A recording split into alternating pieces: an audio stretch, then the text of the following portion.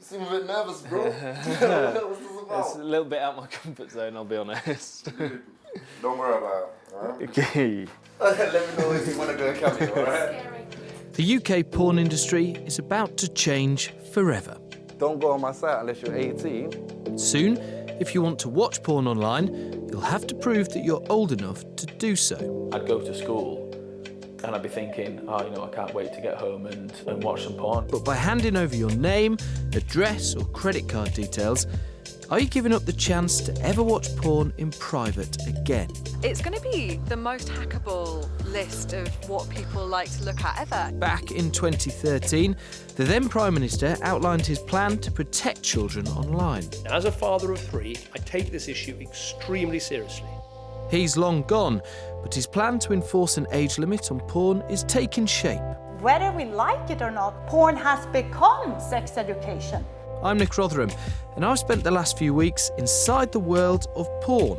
I am a little bit nervous, I'm not going to lie. Finding out how this change will affect you and the porn you watch.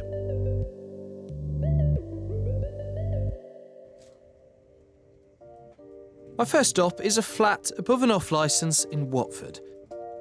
I'd come to meet industry newbie Pax, which he told me was short for Pax a lot of dick. Hey Pax, how are you? I wanted to see how the people making porn felt about having an age block on their work. Carly, nice to meet you. Nathan, nice to meet you too, man. Director?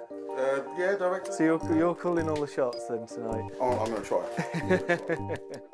Nerves are a little jangly tonight, as Pax and Harley will be performing their first anal scene together. It's quite the theme, isn't there? You've walked into the horror house, Halloween house. Do your family know that you do this? They do now. I like to think if I avoid things, they don't exist or they will go away. It doesn't work like that when your porn's on the internet and you have a 19-year-old brother. How old was your brother when he saw it? He was 18, I think. Yeah. Do you think the legislation coming in here that might stop people below 18 from accessing it then is a good thing? I don't know, it's on the fence. Ever since I've been growing up, you can see porn on the internet, so it seems like a little bit too late, if you ask me. But I mean, I'm not fully against it, and it wouldn't have helped me in my situation anyway. To try to stop children from watching films like the one being shot tonight, the government's going to make all porn sites verify the age of each of its visitors. Director Nate reckons that will be bad for business, but Nate may have no choice. If he doesn't check the age of his visitors, his site could be blocked in the UK. Trying out the mattress, Nate. How is it? A little shallow. Before I could log in like Mr. Glasses, Mr. Wanky Doodle, and it'll be fine. Now, it's, sorry, Derek Smith from Hounslow. Before I could be technically in the streets peddling porn. Like, hey, you got access to a computer? Hey, buy my stuff, man. Buy my stuff. I don't need to ask who. It's like now someone's in the street going, "Excuse me, you'd like to watch porn? What's your name?" And it's like, whoa, dude, just like let me watch it in peace. I like it a lot. What do you think is going to stop it working then? As much as policing it is needed, how do you police the people? It's almost impossible. Unless you start literally every single household in the whole entire world asking them, who is it before you log in? Here is your password before you log on. There is no way to police it. Even then, your dad falls asleep in front of the laptop. What do you do? Oh, I'm going to have a go on that. Oh, what's he looking at? Now you've watched something accidentally. You can't stop it. You can't. It's impossible.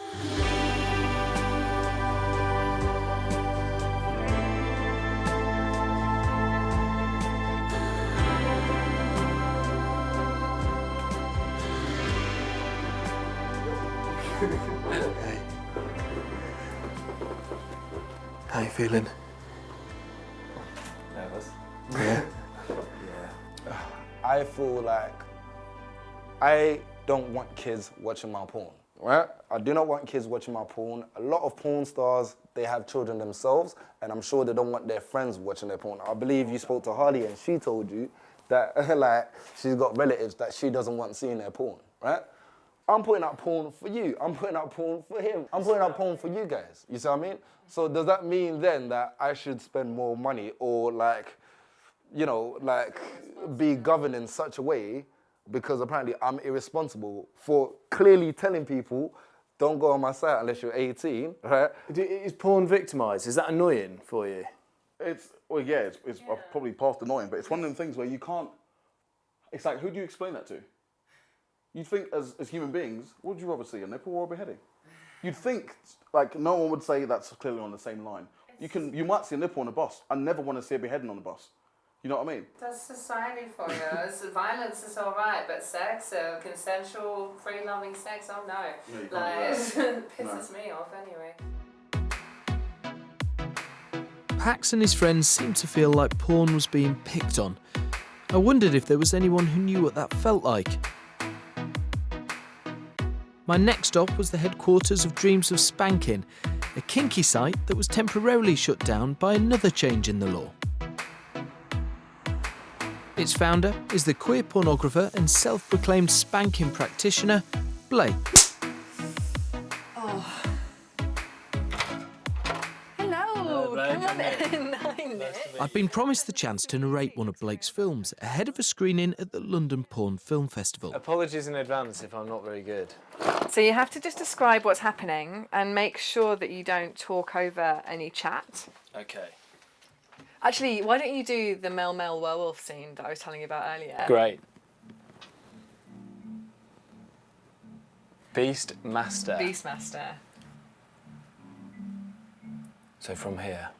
Blake's site was shut down in 2014 after the government banned any videos that showed spanking which left a mark. Slaps Ron's bottom. His furry chap split on the backside. But Blake appealed the decision and won. Just slightly talking over the dialogue, but that's okay. We can clean that up in post. Now the government are getting involved in porn again, does it feel a bit like deja vu? Yeah, it feels relentless.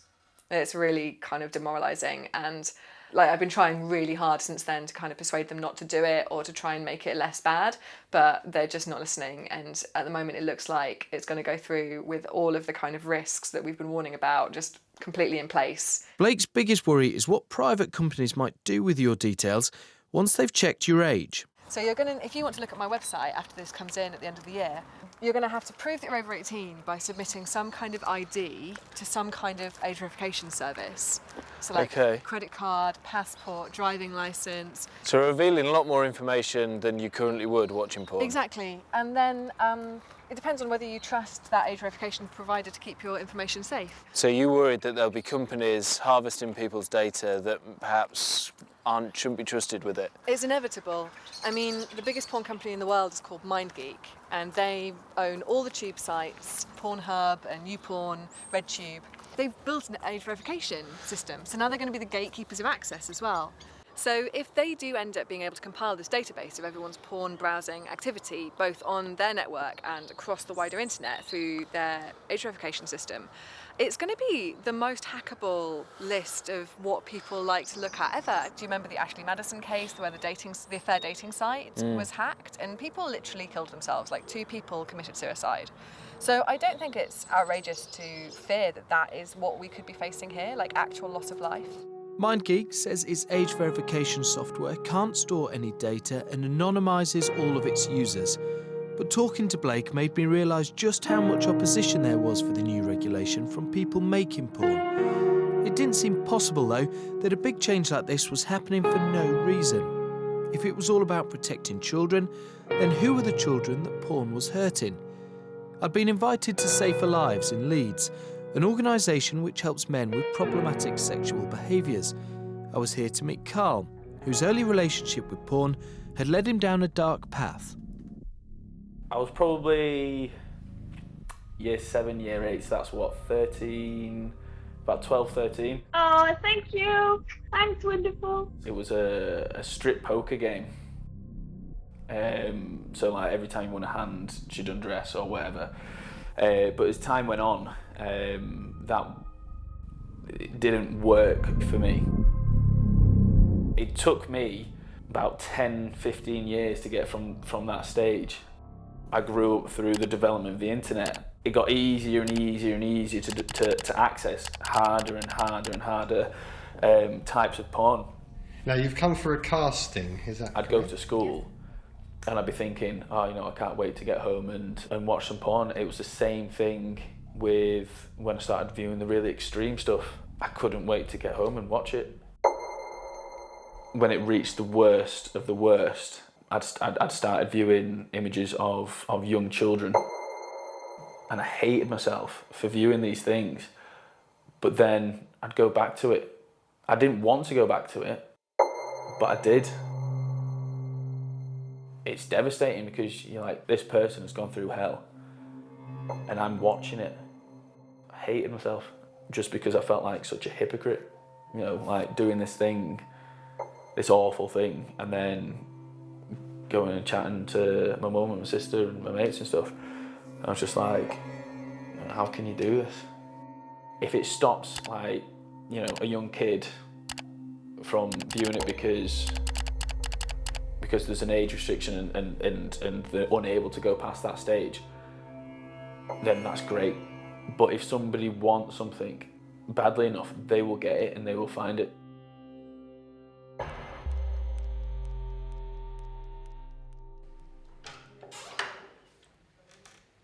Hearing Carl's story had made me realise the impact that watching porn at an early age can have. For Carl, porn started him on a journey that led to a prison sentence. But that seemed pretty exceptional.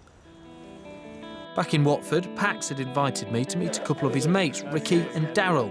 It was a chance to ask what people outside of the industry thought of proving their ages when they watched porn. Personal question, appreciate over a Turkish, but do you guys watch porn? Occasionally. Yeah?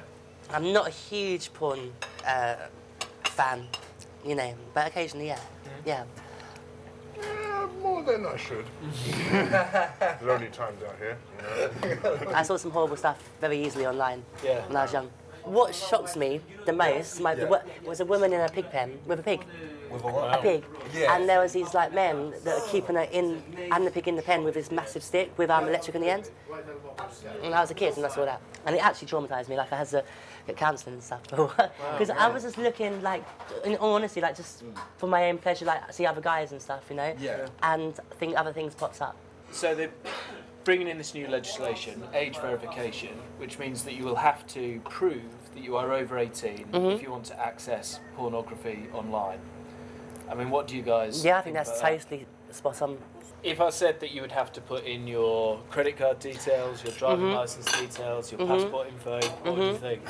Whoa. It's kind of an invasion of privacy as well. It invades people's, like, you know, because people don't want to actively sort of like say they're watching porn. And if you're typing in your details and your credit card details, and you have your address, your name, people can, what's the word, con you? All the things that have been in place already, they haven't been a deterrent for kids. We need to do something else. I think more open dialogue. So rather than talking about bank cards, etc., let's talk about reaching kids that are being traumatized right now. Pax seems torn. On the one hand, he agrees children shouldn't be able to access porn online. But then he uses social media to build his fan base and sell his films. These are platforms that you can access from 13 years old, and the new law doesn't seem to do much to prevent adult content from being shown on them. I wanted to meet the woman in charge of online safety in the UK, Government Minister Margot James. There could be an argument that if children are stumbling across pornography, then it will be on social media platforms. Yes, I think that's a good point. We do have, issues with some social media platforms which, people are uploading their own pornographic content. I think we're taking the view that if the main purpose of a social media platform is completely other than pornographic, for the time being, we are not going to subject them to the same requirements. Might a byproduct of that be pushing more porn on social media? Well, there are sometimes unintended consequences from legislation, so I wouldn't rule anything out. And they might think twice about wanting to do that, because it would mean that they would have to establish age verification across the entire platform, the majority for which, wouldn't be requiring it. So I think there's a bit of a disincentive for social media platforms to actually see this as some sort of opportunity. Regardless of whether people are in favour of the new law or not, there seems to be some acceptance that it's not going to protect all children. I'd come to Barcelona to meet Erica Lust, who wants to solve the problem of kids watching porn by having a conversation. She's also an erotic filmmaker.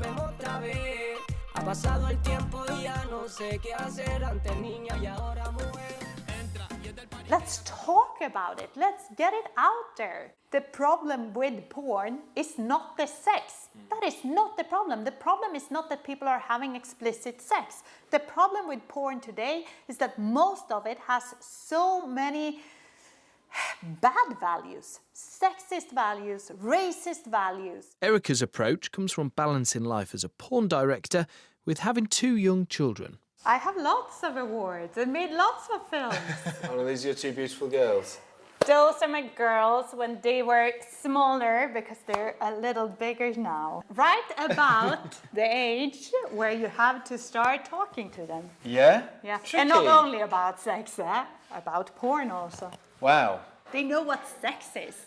They know what kind of movies I make. Well, looking in the UK, like there's going to be more regulation coming in, Right. and the government say it's to protect children. I don't think it is really to protect children, because what they are proposing, this whole age idea, check-in, that is obviously having a lot of problems when it comes to people's privacy. Whether we like it or not, porn has become sex education, the main sex education for many kids out there.